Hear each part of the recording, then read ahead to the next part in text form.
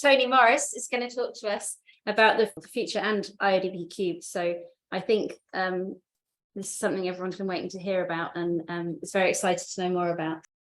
Okay, I'm really pleased to be able to have this opportunity to update our community about this, the processes that have been going on behind the scenes that many of you will have not be aware of, about the development of this new program that will take over from IODP-2 and be called IODP Cubed from 1st of January 2025. And I'm here as part of a working group that have been put together by ECORD and Japan to work up the structure and design of this program, and also to write the Memorandum of Understanding that would link our two organizations together and make it possible to work together. I'm not the only UK member of this group. So Dave McElroy, who's had to leave now to get his train, is also a member, and Mike Webb represents the NERC of this in this working group. So we've got aspects of the science community, the operators, and the funding agency from the UK represented in this group. And it's about equally split between ECORD members and Japanese members that are working really well together to develop this new program. So, so you've already heard, of course, that the JR is coming to an end. We'll come back to that in a second. This is a sort of timeline of the successive ocean drilling programs, and you're all aware of this. So I'm not going to go through this in some detail, but you can see that there have been times in the past when there's been a gap in operations of riserless drilling. Okay, in between, for instance, the DSDP, when we changed from the Glomar Challenger to the Joyous Resolution, and then there's another one in that grey bar there, which was the 2-year period where the Joyous Resolution was being refurbished and operations stopped for a considerable amount of time. And the current program was due to end in 2023, but was then extended by 1 year to 2024. On the basis that we saved money due to the cancellation of operations due to the COVID pandemic. So the end point of the program extends now 1 year beyond that of the science plan that it aims to deliver. And so I think a good point to start this discussion with is to recognize that actually the end of the JR was always going to be inevitable at some point or another, okay? And particularly, actually, that date was in 2028 when its environmental certification would have expired, and NSF would no longer be able to run the Joyous Resolution from that point onwards. So the announcement I'll come back to in a little while about cancelling and decommissioning the JR at towards the end of next year brings forward that date by about 3 years. So it was always going to be an issue with finding a replacement, globally ranging riserless ship to replace the JR, and there was always, no matter what happened, going to be a significant gap in those sorts of operations as a result. Okay, so I mean, we're all somewhat emotionally tied to this ship. Those of us who spent time on it, or if you've just worked on samples that have been collected by it, and of course, everyone is very saddened by the decision to decommission the ship when it could potentially have been operating for a few more years. But really what we've got to do is actually now look beyond this and not sort of think about, what are we going to do? How are we going to survive without the JR? What we've got to do is be positive about that and come up with ways in which we can adapt to this new circumstance we find ourselves in, with the platforms that Dave outlined to you this morning. So, we could all have our heads in the, looking down and thinking that this was an absolute disaster for our community. And there's no one's making any claim that this isn't going to be a major impact upon our ability to do the sorts of science we've done so far. But I think we really do have to be optimistic about the future and try to find ways forward that will engage our communities and allow us to continue with this extraordinary story that we have of scientific ocean drilling, which we've heard so much about in the last 2 days, all these wonderful talks about so much fantastic science. So when I was putting these slides together, I came across this graphic online. I thought this basically sums up the situation quite nicely. We've got to acknowledge the reality of the fact that there isn't going to be a JR from next year, okay? But we've also got to still continue to want to continue with ocean drilling, and all of the current partners are dedicated to try and continue ocean drilling. And then we've also got to take control of that situation in some way, and not just sit there waiting for things to happen, but actually do things about it. And that leads to a sort of realistic form of optimism that I hope will carry us forward. So I think to understand what's been going on and what the new structures might look like, it's really important to actually understand what the current program looks like. Okay, and many of you will have seen diagrams like this. This is a modified version of one that you can find on the ECORD website that explains how we operate. And the really key point here is that the IODP is actually already a collection of different entities that choose to work together. Right? There's not a central managing office that deals with everything. It's not a centralized organization. It's disseminated around the partners and operates in that way. So as scientists, what we're most aware of is this route of green arrows on this diagram. So our drilling proposals go into the Science Support Office. They then move on to the evaluation procedure, both for science and safety. And then those proposals that are deemed mature enough and important enough get forwarded to a facility board. Okay, and those three facility boards at the moment are the JR facility board, the ECORD one, and the Chiku IODP board that then implements a range of the proposals that they receive. But what you might not be aware of is how this is all funded, and that's the blue arrows. Okay, so there's no central funding in IODP. NSF provide the US funding. ECORD is funded by the various research councils and organizations that we represent. And then MEX, the ministry in Japan, provide the funding in Japan. And those provide the funding for their own operations, but there are also contributions from other people. Okay, so for instance, the NSF pot of money is augmented by payments from ANZIC, from China, ANZIC being Australia, New Zealand Consortium, China, ECORD, India, and until quite recently, South Korea. And the Chiku it gets funds from ANZIC and ECORD, and that means that we get our scientists to be on these different platforms. And importantly, one aspect you might not be aware of is actually this review process down here, the Science Support Office, SEP, etc., is actually directly funded by NSF at the moment and linked directly to the JR Facility Board, and the other facility boards use it by an agreement. Okay, so that's as close as it gets in the current program to being centrally managed by the US. They provide the support for all of this. And then around that, there's this thing called the IODP Forum, which is a discussion group that can meet usually once a year, but more frequently recently, that allows anyone who's interested in scientific ocean drilling can attend, but it tends to be the people who are involved in the leadership and management roles that attend. But the forum is meant to provide a place where we can discuss things like the future of these programs, and that's what it's been doing for the last few years. And there are a range of forum meetings that have happened, in virtual ones and in-person ones, 2 a year for the last few years, to try and hammer out a future for scientific ocean drilling. The NSF view expressed at those meetings has not been very conducive to moving things forward because of the uncertainties that they have about the future of their program and their ship and how they will move forward in that. And these are two quotes that come from my meeting notes from the forum meeting that took place in September 2020 that are important to understand for what comes forward. So NSF have been talking for a long time about how the successor to IODP would not be a program, but a series of linked programs. Okay, and actually that's not very much different from what we have at the moment, because we are a series of organizations linked together by memoranda. But they also insisted at various points that the new program, whatever style of structure it have, would not be called IODP. NSF would not support having a program that kept the same name, even if it used different words. And we'll come back to that in a little bit now, because as you've seen, we are keeping that acronym. So now we move forward to October 21, where there was a forum quite aptly in Rome, where the original forum was, in the picture below. And these are consensus items from the forum. Okay, so the forum operates by a series of consensus items. Things get recorded that are agreed by everyone in a form of notes like this. And these are the actual words that came from those notes. And the forum at that time recognized that we needed to have more meetings, more frequent meetings, to try and hammer out the new program. And they suggested that we have one of those after or just before the General Assembly in Vienna, EGU Assembly in April 2022.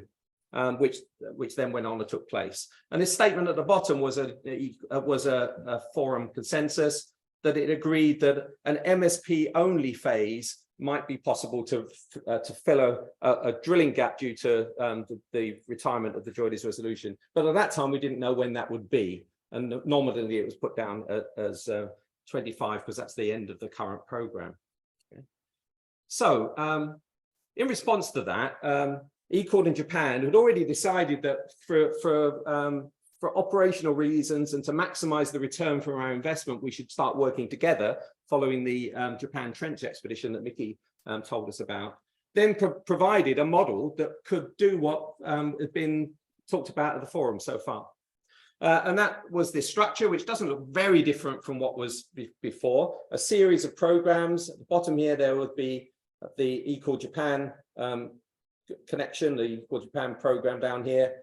Another program, other programs unnamed, which have a ship to offer. So this could have been JRSO and NSF, for instance. This could be China. They're not labeled on here. And then other partners that don't have their own platform, like ANZIC and India.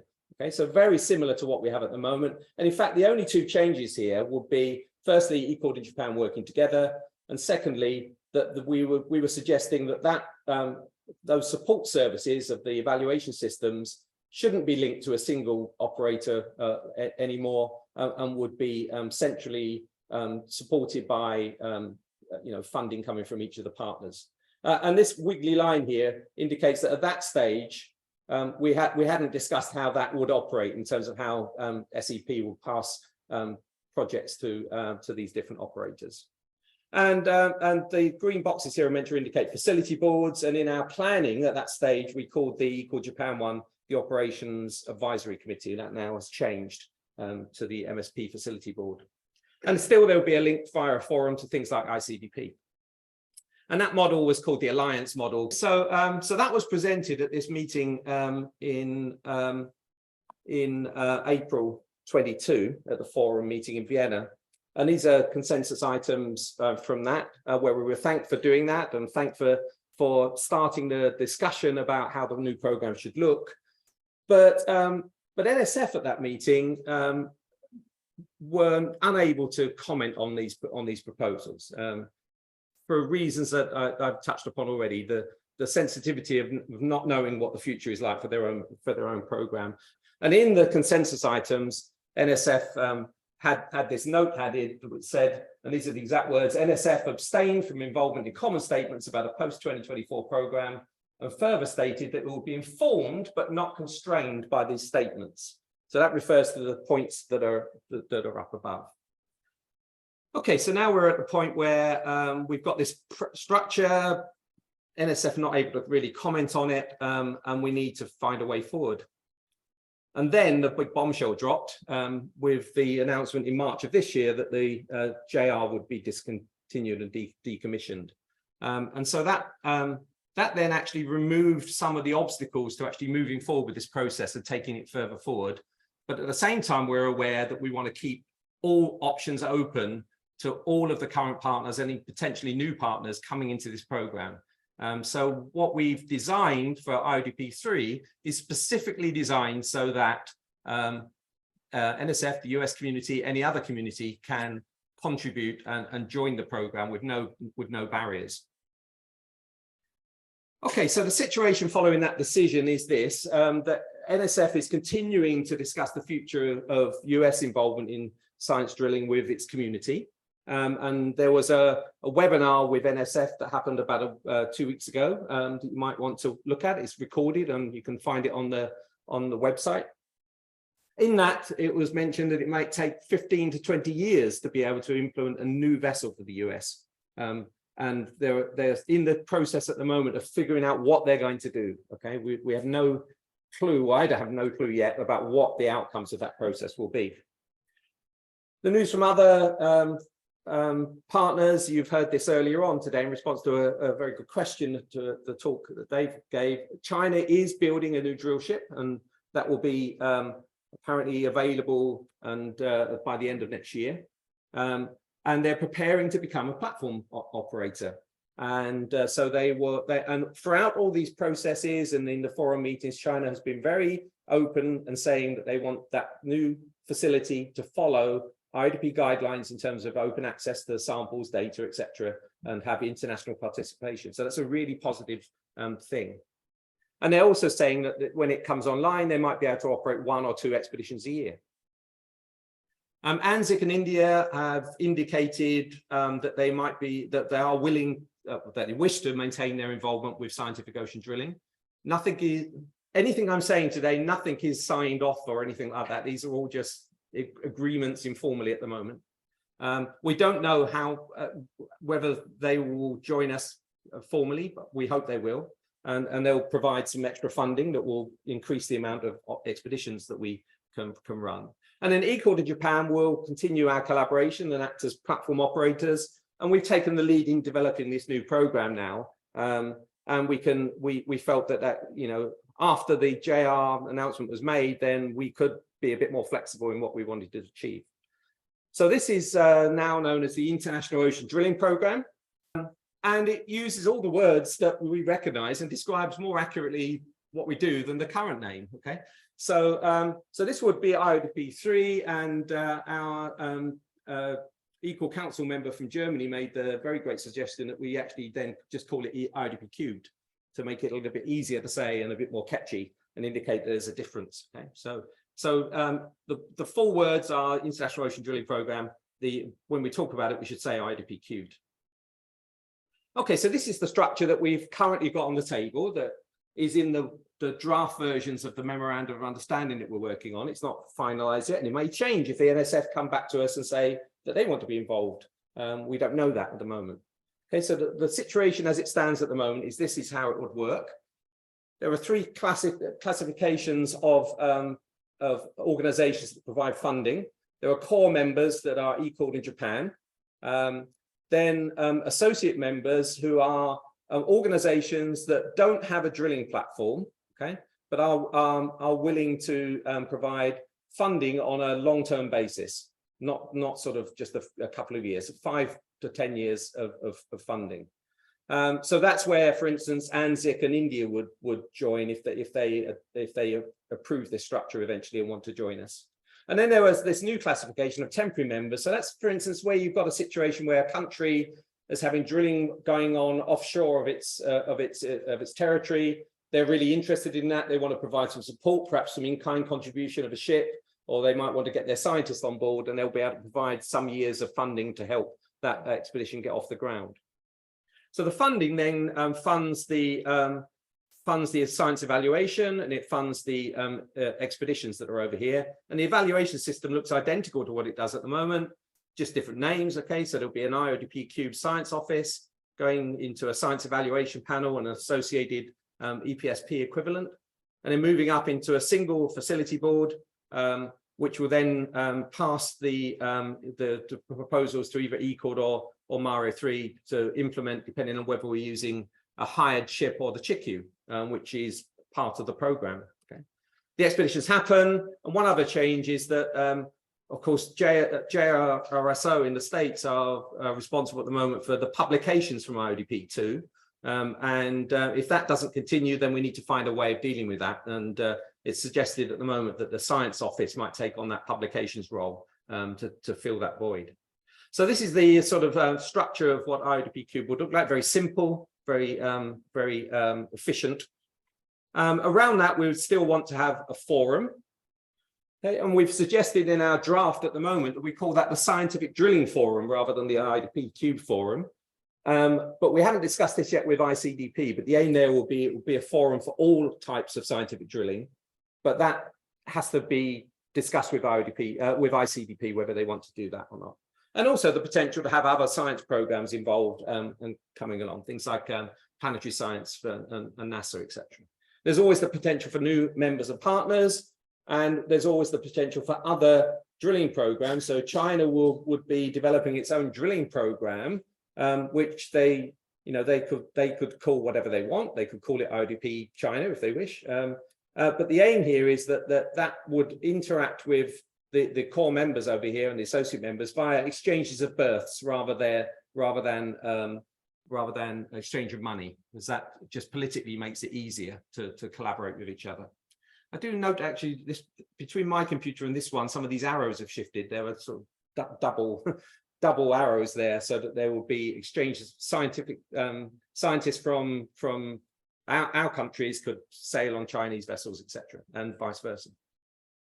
Okay, so that's the sort of scenario that we've got at the moment. So let's put a few more details on that. So proposal submission will be open to anyone, anywhere in the world, as it currently is. You don't have to be a member of an IODP-2 partner to be able to submit a drilling proposal. And then the panels and boards would be staffed by scientists from our different countries, but that would be limited to the core and associate members, not the temporary members.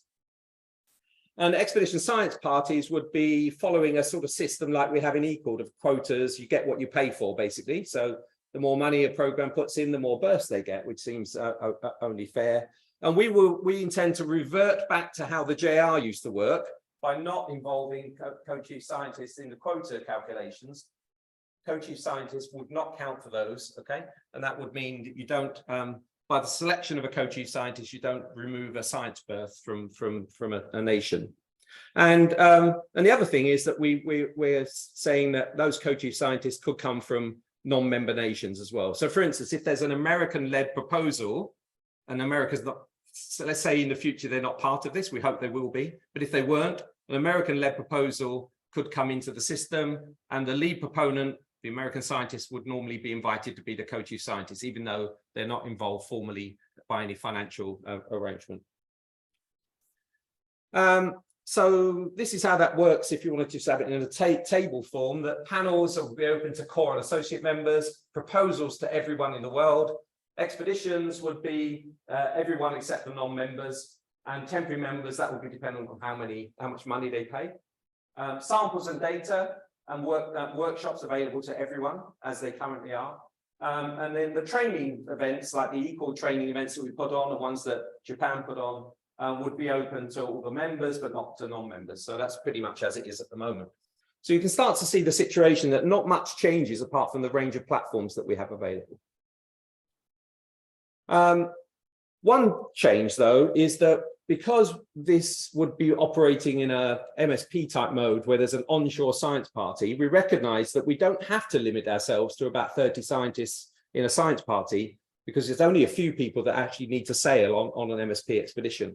And so we're hoping that although there will be fewer expeditions, we'll be able to help to involve an increased number of people compared to what would have been if there was just people sailing at sea, by having expanded science parties. Okay, so each expedition would have more people in it, and that sort of breaks down into two parts on here. There are those who are involved in the offshore and/or the onshore part. That's how MSPs work. A few people go to sea, the rest work on an onshore science party in the repositories. They will have access to everything. Okay, I'll come back to that final column in a moment.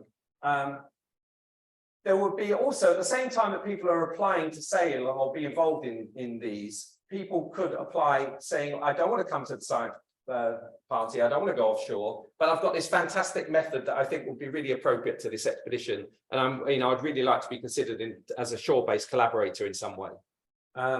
So they would be given access to everything to do with the expedition, but they wouldn't be an author of the report, okay, that comes out of the work being done in the repository.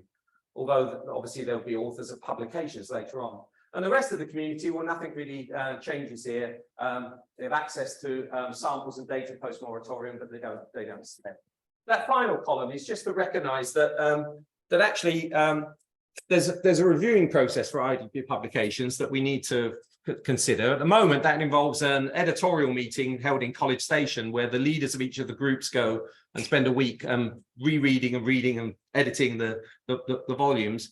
So that wouldn't necessarily change in terms of who attends that. The group leaders would still go from the expedition to do that. But we'd also ask the people that are not involved in attending the onshore science party to help with that reviewing process. So, and they'll be formally acknowledged in the report that they actually can help to sort of independently review the report. Drilling platforms, I don't need to dwell on this today because Dave went through this with you earlier on. Okay, all the range of things that he mentioned, but also the Chiku is available. Okay, the Chiku is quite busy for the first year and a half or so, 2 years of the new program doing commercial work, but we're told that that commercial work is earning money that will then be able to use for expeditions. Japan pays $63 million a year just to maintain and keep the Chiku, and that's a significant budget. That's bigger than the NSF budget for the JR, bigger than the equal budget. But the thing that's been holding it back really is the extra money needed to actually go out and do expeditions. And if you're using it in riserless mode and not doing fancy things like installing observatories, then it's quite an efficient way of using the ship. And we're told that the Chiku will operate in the Western Pacific and the Southwest and the Indian Ocean. A range of platforms, as you saw earlier on today. Expedition durations will also be flexible. So for decades, we've worked on a 2-month cycling of expeditions. And sometimes those proposals come in and there's valid science being added to fill up that time, but actually the key science could have been done in a much quicker amount of time. So one way of getting more science for our money is actually to say, okay, well, you do the expedition for as long as you need to achieve your objectives, not this set time in the calendar. So that could be shorter or longer than a standard 2-month expedition. I think most cases things will come in shorter and allow us to do more for our money. Drilling proposals can already be submitted through the current system because there's an MSP route through the system for submitting your proposals. We don't see really any big changes coming with how that will work, but the detailed proposal guidelines might be revised somewhat. They'll come at a later date. The facility boards involved, the ECORD facility board and the Chiku IDP board have requested that that MSP proposals and Chiku proposals are transferred from the JRFB system to the new system, which makes sense. And there's also a procedure being put into place that's being finalized at the moment by Sasha and her team to look at how JR proposals could be transferred across. They need to be modified to talk about the science framework instead of the science plan, for instance. And this is worth stressing, actually, and Dave asked me to particularly stress this when I showed him these slides before he left. MSPs currently, the proposal guidelines require you to put in 3 separate implementation plans for your science, and this will continue for all the proposals that come in through this route through IODP cubed. So there's let's start at the bottom. This is the sort of full plan of everything you'd love to do at your particular site of interest, if money was no object, okay, and time was no object. And then above that is a basic plan, which is the key science things that you could achieve, that you must achieve to make it worthwhile doing. Okay, and in between there's this intermediate level which is the sort of things you could add on to that basic plan in some sort of form of priorities, for instance, to be able to decide what if you've got the extra resources, what would you do with them, right? And this allows us to actually help with that flexibility of implementation as well, because we can say, okay, well, there's a proposal in the system that's going to this spot. There's one in an adjacent area. We can use the same platform for both. And the budgets allow us to do the basic plan of one and the intermediate plan of the other, or the 2 basic plans or whatever. So it'll give us a bit more flexibility about how we operate. Okay, so final slide here. So we can open up to questions and discussion. Scientific drilling will continue beyond 2024. Okay, we don't have to think that it's the end of this endeavor. Okay, it's certainly not. Okay, ECORD and Japan are building this combined program, which I didn't make this point earlier, but we're maintaining our own entities. We're not formally merging. We're just agreeing to work together in the way that we did with the Japan Trench expedition. And that's inspired by the 2050 science framework that you heard about earlier on from Roz. And based on the MSP concept, where we have onshore science parties and a minimal crew offshore, although that might vary if we were using the Chiku, I guess, because it's got offshore labs rather. This will begin on the 1st of January 2025, as currently planned, and it will embrace the philosophy of the previous programs in terms of open access, the data, etc., and the 2050 science framework, and be transparent and open to everyone. We've got uncertainty at the moment about what the NSF USA plans are. They're working with their communities and trying to establish what they're going to do with the budgets that they've got. So we don't know how they will link into this or if they will at all. But the key point is that all of the international partners that currently exist, including the NSF and USA, have been invited to just join this initiative and to share that overarching proposal management system that we talked about earlier. So we're hoping that that we may find ways yet that we can still manage to include the US community in this. And the US community is very much interested in continuing, as are all of you. There's just the disconnect at the moment between their community and what NSF will allow them to do. And hopefully that will be resolved in coming months. So everything I've shown you is subject to change, nothing signed off, but we hope that most of this structure will be robust enough to go forward. Okay, I'll stop there and take any questions. Any exhibition scheduled for IODP-3? Not at the moment, no. I mean, that's obviously that's down the line a little bit. Sorry. Oh, sorry. The question was, have we got any expeditions scheduled already? Of course, there are proposals in the system that will be forming the cloud of proposals that can be that could be implemented, and those will include some of the RISE LSJR ones that are currently in the system, I'd imagine. So yes, the important thing for a facility board is to have a range of options available to it, and that's something that we've sort of suffered from for some years, in that we haven't had a huge range of proposals to deal with at the ECORD facility board. But now that will widen out, we hope, and especially with all the Magellan Plus workshops that have been happening recently. You've heard today about 3 hard rock focused ones, but there are ones in other parts of our community as well, in climate and hazards and things like that have been going on, weren't reported today. So we're hoping that there'll be a wide range of proposals that we can choose from, and then it's a matter of, we can't schedule anything until we know what money we'll have. We'll have the ECORD budget, we'll have anything that our partners provide to us, and a big change will be if the Americans came in and started providing funding to help, and that would increase the number of things that we could drill. Bridget Wade has a couple of questions. Will there potentially be more MSPs now that ECORD is not supporting the JR? Okay, so everything comes down to budget, as you know. Okay. Currently, ECORD provides $7 million a year to the JR, and that money would not be transferred across, obviously, if there is no JR. So that increases the budget that we have by about the cost of about half to 2/3 of an expedition's worth of money. Okay, so that budget will be used for expeditions. We've got the current budget that we use. It should be pointed out that ECORD is really, really efficient in terms of its use of funding. 95% of the income that we get from our funders goes on the science. Okay, so we're a very lean organization in that respect. So you take the budget that we've currently got, you add on the $7 million that we would not be providing to the JR if there is, if there is no JR from that point onwards, and then we take the money that we may have from partners if they elect to join us. And so we currently don't know what that total budget would be, but it would be more than we currently have for MSP expeditions. So therefore, we would be looking for more than one MSP a year. My own personal view, and I've said this a number of times in this working group, is that unless we can deliver, not immediately, but unless we can deliver 3 or more expeditions a year, 3 I think is a reasonable number to aim for, then we're not doing our job very well. But remember, some of those expeditions might only be a month long, okay, but still involve the same size of science party. Okay, so with those savings you can make by having shorter expeditions and being able to geographically target areas rather than just randomly going around the globe as we've currently been doing, we might be able to get up to that aspiration. But we don't have any formal target for the number of expeditions there will be.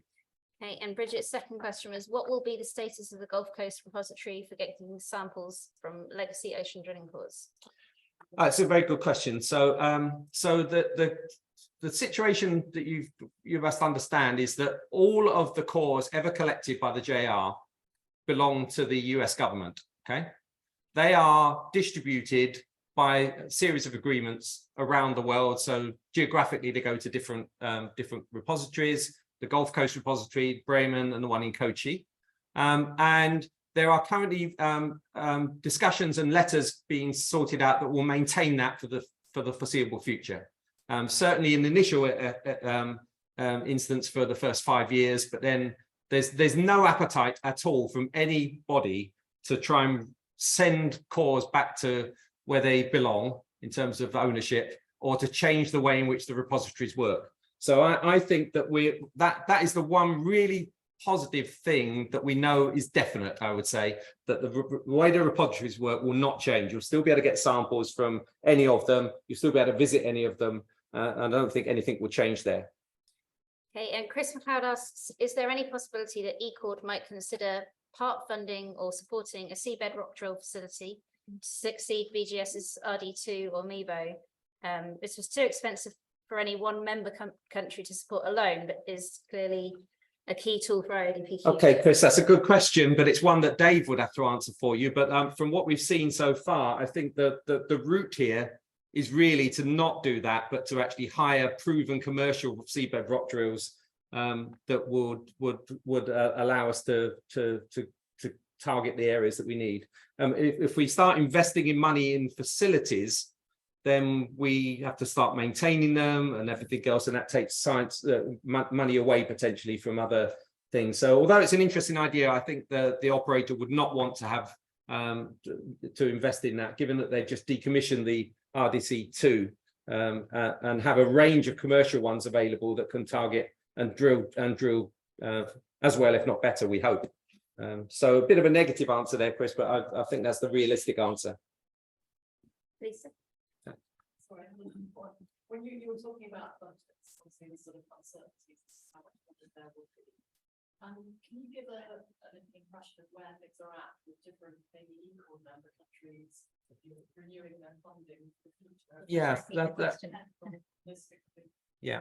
So Lisa's question is about what the situation is about continuing funding for ECORD in terms of the 15 member nations. The Memorandum of Understanding between ECORD and Japan is not, we've worked on most of it, but the finance part is not being done. The current partners, none of them have expressed that they want to stop being an ECORD member.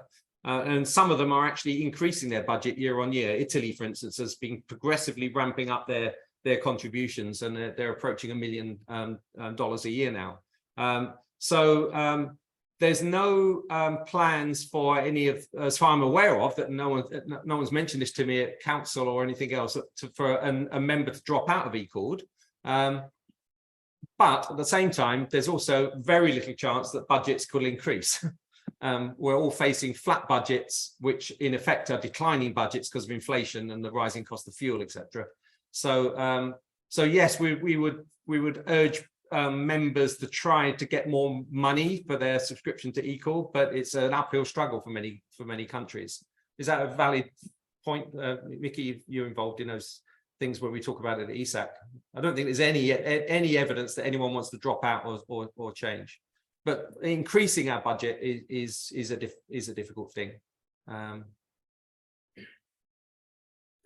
Michelle? Follow-on question that's for Jane, but also maybe for you. So can you just clarify where NERC is at? So how long is NERC committed to ECORD at the moment? And how does that relate to Jude's recent email asking for a survey? Oh yeah, I've got a slide, I was gonna put the survey up. So Michelle's asking about NERC's commitment to funding our subscription as the UK subscription to IODP or to ECORD. So NERC is committed, I think Tony can correct me if this is wrong, until 2028. That's right, yeah. So there's two parts to the budget. There's the subscription to ECORD, and then there's the budget from NERC that provides the funding for us to do stuff, the moratorium awards, meetings, things like that. And the subscription is secure until 2028. It was awarded for a 10-year period, but the other part has to undergo periodic review, and that's where your question comes in. So that's where the survey comes in. So I was going to put up a slide, but I'll just say it now. So just, I've sent out the survey to the mailing list and you can access it via our website. And this is just helping us with data collection to really reinforce our bid for funding to support the impacts of our involvement in IODP. So all the activities that we fund as UK-IODP at the moment alongside births, which is effectively what our subscription pays for. And so it's really helpful if people can fill that in, particularly relating to PhD students and master's projects that that use IODP data or samples, showing the impact for the UK community and being able to provide data for that is really important for our bid for our next round of funding. Yeah, I mean the previous renewal, which Damon and Ros worked on, was just that NERC had never seen anything like it in terms of its quality. Okay, in terms of impact that we could demonstrably show. So we don't expect that to have changed in any way. And but it's, I don't think we asked for 10 years. I think we asked for 5 and they gave us 10 and said like that should be the 5. Yeah.